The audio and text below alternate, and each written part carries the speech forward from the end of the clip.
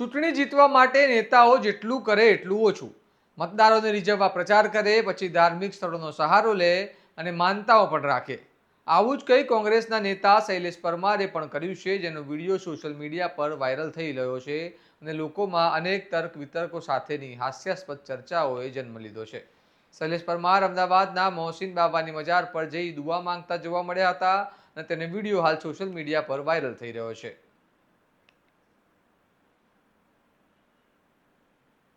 નમસ્કાર, હું ચિરાગ વર્ષાબેન. આપ જોઈ રહ્યા છો સ્વમાન. ગુજરાતની સ્થાનિક સ્વરાજ્યની ચૂંટણીનું મતદાન ચાલી રહ્યું છે. મતદારો ઉત્સાહપૂર્વક મતદાન માટે ઉમટી પડી રહ્યા છે. ત્યારે કોંગ્રેસના ધારાસભ્યોનો એક વિડીયો સોશિયલ મીડિયા પર વાયરલ થયો છે. જેમાં કોંગ્રેસના ધારાસભ્ય અને વિધાનસભાના ઉપનેતા શૈલેષ પરમાર અમદાવાદના દાણીલ લીમડા ખાતે આવેલી મોહસિન બાબાની મઝાર પર દુઆ માંગતા જોવા મળી રહ્યા છે. શૈલેષ પરમાર દુઆ માંગતા કહી રહ્યા છે કે જો તેમની આખી પેનલ જીતશે તો જ તેઓ માનશે. जुओ ते वीडियो। पूरी पैनल चलावे तुम्हारे साक्षी में बोलता हूँ, पूरी पैनल जीता के आएगी।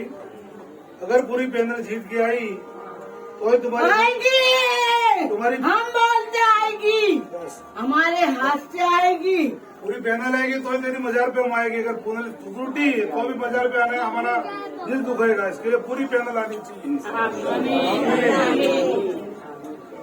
धूम बोलो भी मोहसिन बाबा की।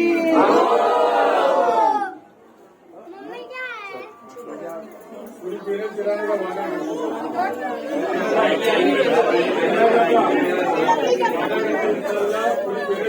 बाबा का तो करिश्मा बहुत बड़ा है। मेरा फादर 20 साल रहे, 20 साल मेरे फादर रहे और 25 साल से मैं। लेडीज में इनको अलाउड अंदर आने का और 45 साल से मैं अक्सर आता रहता हूँ।